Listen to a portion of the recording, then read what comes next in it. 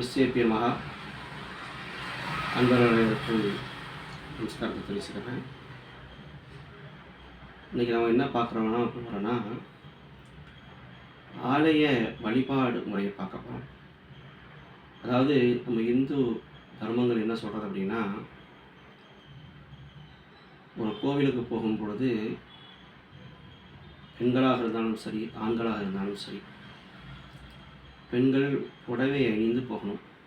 அதே போல் ஆண்கள் வஸ்திரம் வேஷ்டி அணிந்து சட்டு போட்டுக்கலாம், அல்லது மேலே அடியனை போல துண்டு போட்டுக்கலாம். ஆனால் இப்போது சமீப காலமாக எடுத்துக்கிட்டோம் அப்படின்னா, அதிகமாக பெண்கள் என்ன பண்ணுறாங்கன்னா சுடிதார் அணிந்து தான் வர்றாங்க. அதோடு பார்த்திங்க அப்படின்னா சால் அணிவதே இல்லை. நம்ம ஆலயத்துக்குன்னு போகணுங்கிறது முடிவெடுத்தால் நம்ம இந்த ஆலயங்களுக்கு போகிறோம். அப்போ என்ன அப்படின்னா, வழிமுறைக்கு ஒரு சாஸ்திரங்கள் இருக்கிறது, சம்பிரதாயங்கள் இருக்கிறது. அது நம்ம இந்து தர்மங்களுக்குன்னு மிக உயர்ந்த ஒரு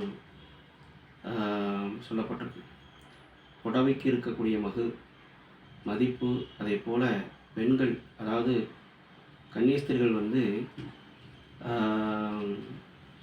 எப்படி சொல்கிறதுன்னா தாவணி உடுத்தி போகிறது ரொம்ப விசேஷம். அதே போல் சிறு குழந்தைகளுக்கு பாவாடை சட்டை போட்டு அணிந்து போகிறது ரொம்ப விஷயம். அப்போ தான் நம்ம தர்மங்கள் காக்கப்படும், போற்றப்படும்.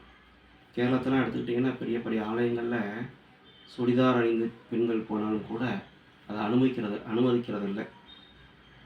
அதே போல் ஆண்கள் பேண்ட் ஷர்ட்டு போனாலும் அதுக்கையும் அனுமதிக்கிறது இல்லை. என்ன பண்ணுவாங்க அப்படின்னா, வெளிகளில் வச்சுருக்காங்க, என்ன வச்சுருக்காங்கன்னா வஸ்திரம் வச்சுருப்பாங்க. நம்ம அங்கே பணம் கொடுத்து அந்த வஸ்திரத்தை கட்டிட்டு தான் கோயிலுக்கு அனுமதிக்கிறாங்க. அதனால் நம்முடைய தர்மங்கள் காக்கப்படணும், போற்றப்படணும்.